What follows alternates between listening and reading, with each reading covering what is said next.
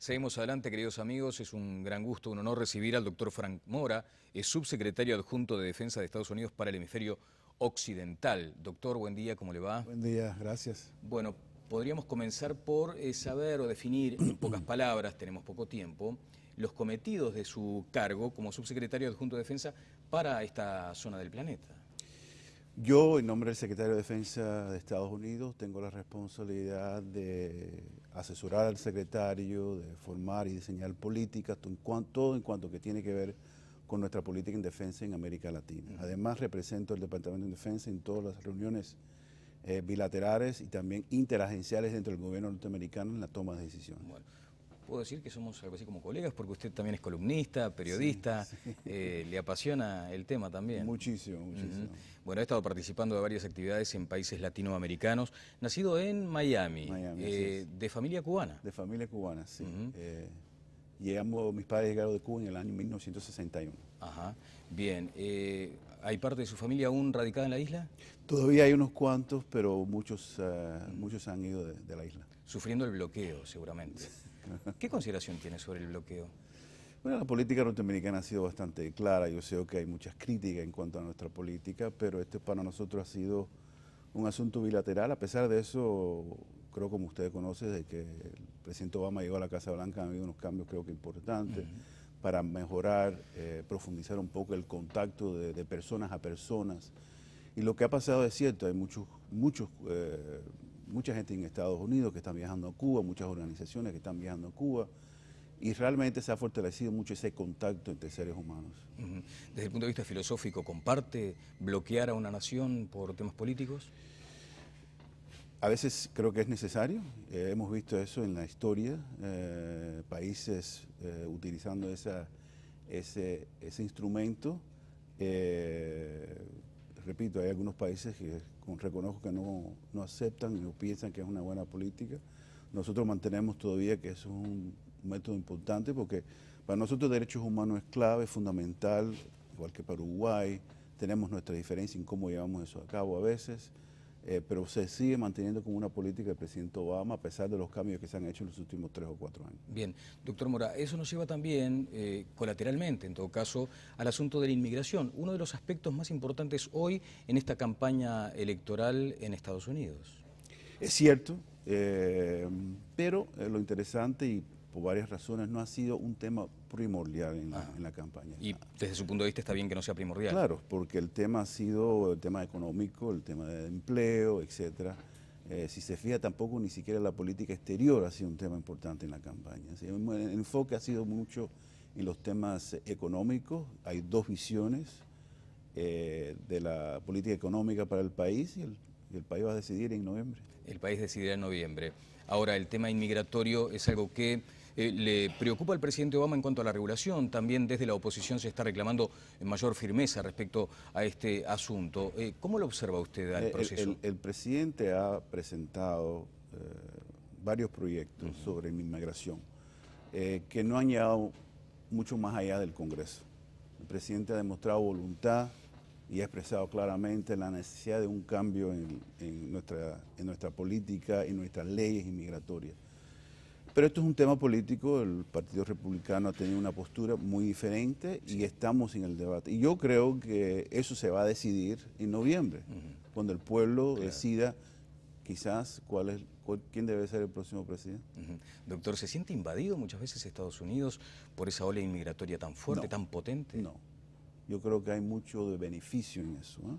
Claro, hay que respetar las leyes, no puede ser una cosa constante de personas. Sin control, digamos. Tiene que haber control, pero para nosotros es beneficio. Yo soy producto de esa inmigración. Bueno, claro, y han sido motor también para el crecimiento de la economía.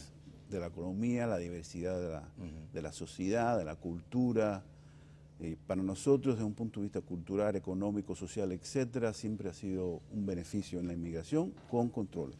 Bien. Hay algunos temas coyunturales que seguramente le estarán ocupando. Primero, viene a nuestro país luego de haber estado hace aproximadamente un año, Yo ¿correcto? estuve en abril de este año para la preparatoria también. de la Conferencia de Ministros de Defensa. Es cierto, y allí también se manejó lo que había acontecido ya hace bastante tiempo con el exministro Rosadilla, donde se firmó un acuerdo estratégico en defensa entre los dos países. ¿Cuáles son los alcances publicables, digamos, de un acuerdo tan sensible? No firmamos un acuerdo. Lo que sí acordamos es que íbamos a comenzar el proceso de negociación para un acuerdo que en realidad es una actualización de un acuerdo que ya se viene desde el año 1952 o 53. Pensamos, Uruguay y Estados Unidos pensamos que es necesario actualizar ese documento para que refleje el nuevo contexto estratégico, regional, que refleje nuestras relaciones bilaterales en materias de defensa. Y eso es lo que hemos comenzado. Estoy aquí para seguir y darle seguimiento a eso y pensamos que dentro de poco podamos comenzar ese proceso. Bien, el ministro Rosadilla había hablado de una firma, bueno, no sé si un acuerdo en sí, un preacuerdo, pero habló, sí mencionó un diálogo estratégico. ¿Sobre qué pilares puede haber un diálogo estratégico entre una gran potencia como los Estados Unidos y un país como Uruguay? Es cierto, en marzo del año pasado tuvimos nuestro primer diálogo estratégico en temas de defensa. Yo estoy aquí para nuestro segundo diálogo estratégico. ¿Cuáles son los temas? Tenemos muchos temas en común, a pesar de la diferencia, tenemos, por ejemplo, mantenimiento de paz, las operaciones de mantenimiento de paz. Aquí Uruguay tiene mucha experiencia, mucho que aportar, muchas lecciones aprendidas. Nosotros hemos estado aportando y apoyando y trabajando con Uruguay, para dar un ejemplo, desde el 2008 hemos aportado unos $9 millones como parte de un programa que tenemos nosotros en apoyo a países que participan, como participa Uruguay en este tipo de operaciones de paz. Eso es un tema donde tenemos un interés común, vemos la necesidad de contribuir a lo que es la seguridad y estabilidad global. Y Uruguay juega un papel crítico allá hace más de 5 décadas en esta área. Y queremos seguir trabajando. Ese es un tema. ¿Y los otros? La conferencia del ministro de Defensa se va a dar aquí en octubre de este año. El secretario Panetta viene en octubre a Punta del Este, se va a entrevistar con el ministro de Defensa y otras oportunidades para conversar, para darle seguimiento a muchos de estos temas bilaterales, pero también para participar en esta conferencia, que realmente Uruguay ha demostrado liderazgo, una responsabilidad muy importante para esta conferencia, que por todo lo visto va a ser una reunión muy importante, donde se va a llevar a cabo muchas cosas interesantes e importantes. Por ejemplo, yo creo que en el tema de desastres naturales, por ejemplo, que es un tema que nos afecta a todos, y creo que la intensidad y la frecuencia de desastres naturales van a ser más en el futuro. Tenemos que buscar maneras de mejor colaborar y coordinar nuestros esfuerzos. Aprendimos de Haití, que fue un desastre total, la necesidad de coordinar nuestros esfuerzos y asistencia, particularmente en temas de defensa, cuando las Fuerzas Armadas se desplegan para apoyar a un país, a las autoridades civiles, y más que nada en salvar vidas. Y tenemos que ser mejor. Y creo que en la conferencia podamos trabajar el tema un poco para mejorar la manera en que coordinamos y colaboramos. Bien, allí parece que hay una capacidad de respuesta reactiva, o sea, ante la tragedia, ante el desastre, hay como una solidaridad de todos los países y luego se va diluyendo con el paso del tiempo y se pierde el foco de atención, pero la gente sigue padeciendo en el país. Sí, bueno, primero hay temas de prevención, después hay temas de mitigar el desastre, pero después darle seguimiento. Claro. Mira, uno no puede estar desplegado, puede dar un apoyo constante y para siempre, eso lo reconocemos. A pesar de que nosotros, Estados Unidos, estamos muy comprometidos con Haití y seguimos apoyando a Haití porque todavía siguen los problemas en Haití, pero en realidad no es una responsabilidad regional. Uruguay participa muy fuertemente en Haití, hay que reconocer el sacrificio que está haciendo Uruguay en ese país y otros países, pero no tenemos esa responsabilidad, ¿no? Doctor Frank Mora, ¿qué grado de vulnerabilidad le advierten a ustedes a Uruguay respecto al narcotráfico internacional? Todos estamos vulnerables, unos más que otros, ¿no? Pero no nos podemos esconder de alguna manera del narcotráfico. El narcotráfico anda buscando oportunidades para traficar, para vender, para producir, y tenemos que estar alerta. Y más que nada tenemos que estar preparados para colaborar. El adversario no reconoce fronteras ni soberanía y es muy flexible y con muchos recursos. Y nosotros como países soberanos tenemos que buscar maneras de ajustarnos a esa realidad, trabajando de una manera coordinada y colectiva. Si no lo hacemos, vamos a fracasar. El juez del crimen organizado Néstor Valetti ha señalado en estas últimas horas el riesgo que existe para funcionarios militares, para funcionarios de nuestras Fuerzas Armadas, de que sean seducidos por el soborno del narcotráfico y que las bandas narcoterroristas vengan a reclutar gente en las filas militares. ¿Es una advertencia que usted comparte? Eso pasa en todos los países, incluyendo Estados Unidos. Es una cosa que nosotros mantenemos un control. ¿Hay remedio? Hay remedio. ¿Hay paliativos, digamos? Sí, claro que sí. Profesionalidad, capacitación. Nosotros pensamos que la responsabilidad de combatir el narcotráfico es de la policía. Ese debe ser el primero. Nosotros apoyamos eso. ¿No hay necesidad de una acción militar, por ejemplo, en países como el nuestro? No lo hay.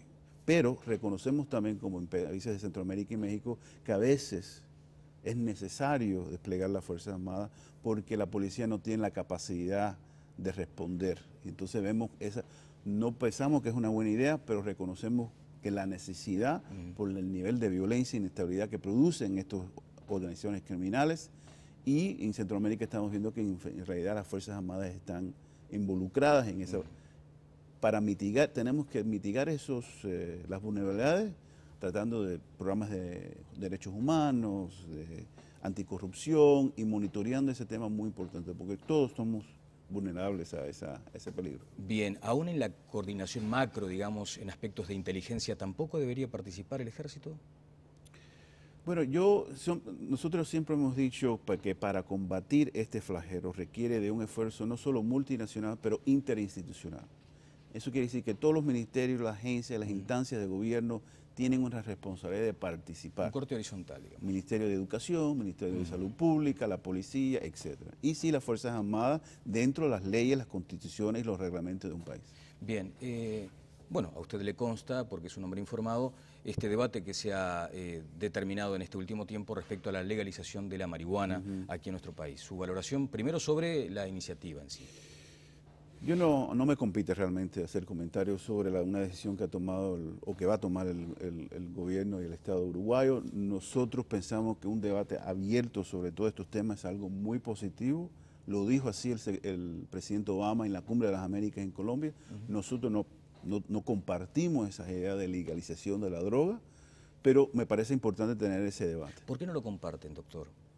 Porque no hay, desde nuestra perspectiva, sí, claro, y estoy hablando solo de Estados Unidos, la prueba, los estudios, las investigaciones que se han hecho, en casos que hemos visto en Europa, por ejemplo, la legalización no necesariamente reduce el consumo, es más, aumenta el consumo. Y eso nos preocupa mucho porque es un tema de salud pública. El presidente de la República ha dicho que está ensayando este camino porque el otro ha fracasado. Aquel que se plantea a veces como guerra contra el narcotráfico, fracasó.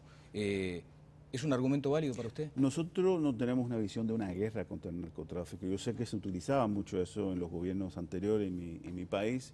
El presidente Obama no acepta esa visión.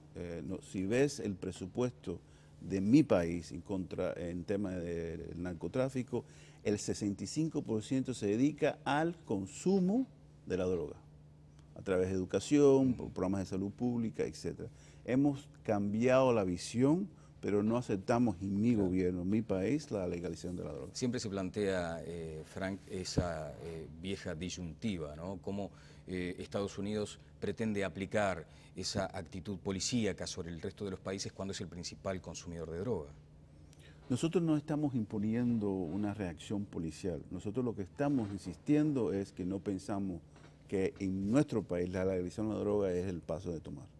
O sea, discrepan con esta iniciativa planteada en estos términos, legalizar el consumo, la comercialización, bueno, el consumo ya está legalizado, la comercialización no es algo compartido por ustedes. Nosotros en mi gobierno y país no lo aceptamos, pero aceptamos, y repito, que esas son decisiones soberanas de todos los países.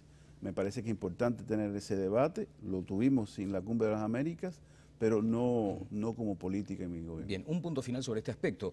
Decíamos, el ejército, desde su punto de vista, no debería estar participando en el combate frontal contra el narcotráfico. Sin embargo, los narcotraficantes se arman a guerra, generan equipos de guerra, tienen inteligencia militar, tienen muy probablemente estrategia militar entre sus filas.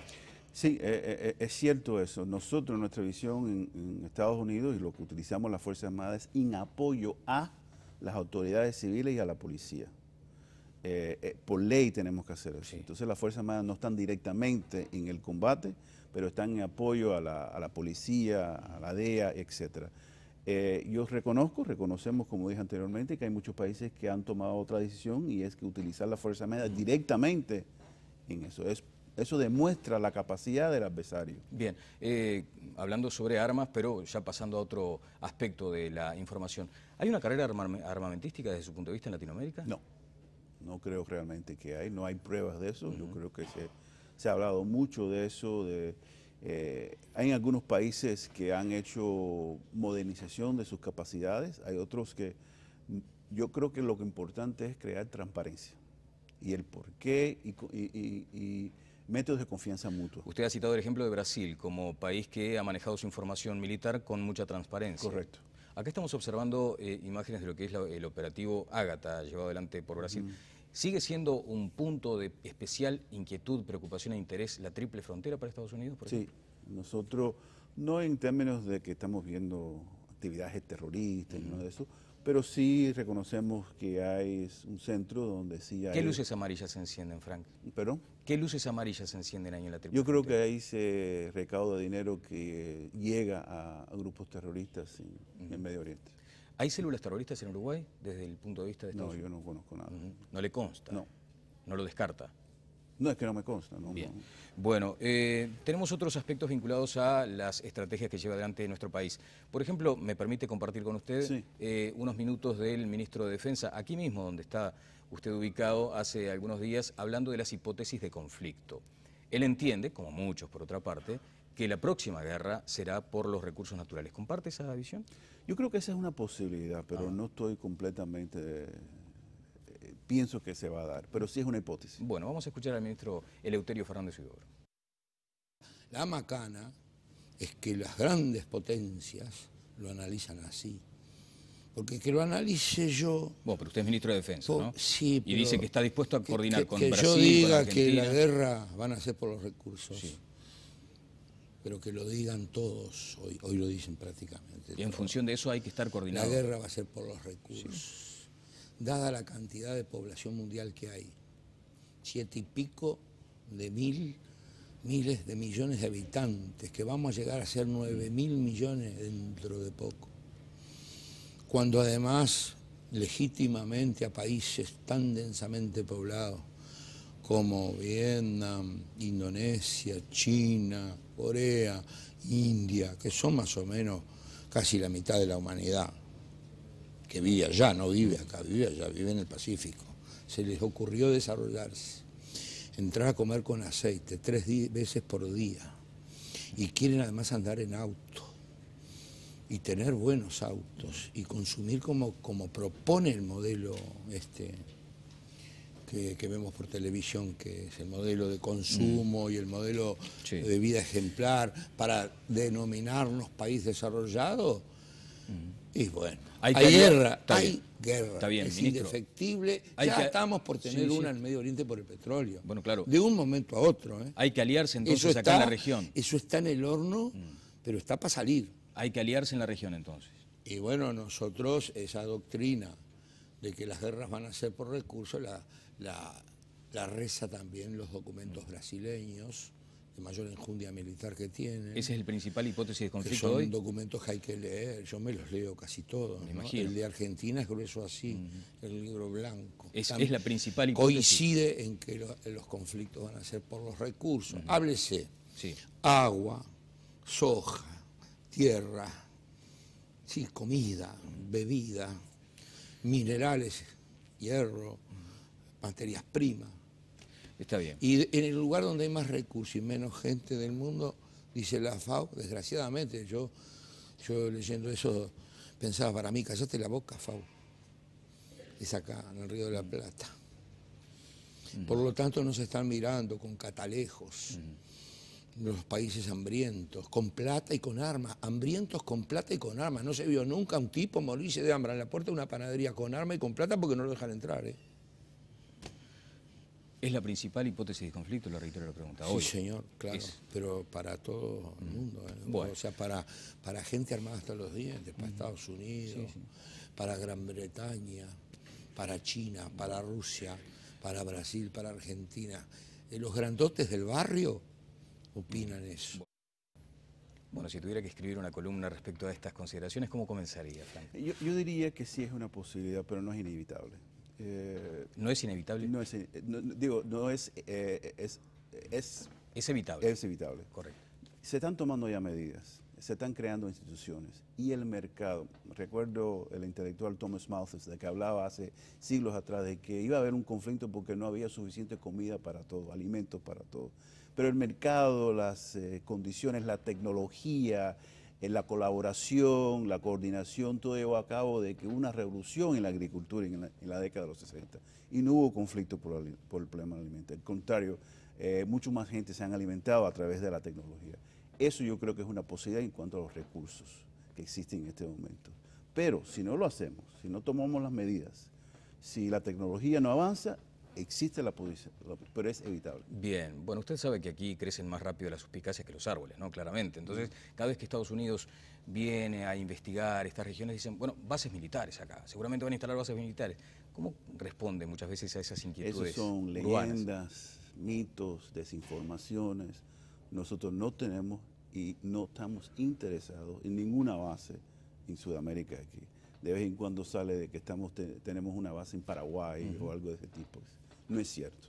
¿El ingreso de Venezuela al Mercosur es algo que les inquieta desde el punto de vista político, estratégico, geopolítico? No, es una decisión que toma Mercosur, los miembros de Mercosur, en base a sus cartas, los reglamentos de la organización. Nosotros no somos miembros de Mercosur y no nos compite. Bien, en el final quiero dos aspectos que tienen que ver con esa libertad innegable en todo el mundo que se respira en los Estados Unidos, ¿no? Primero, el porte de arma por parte de los ciudadanos.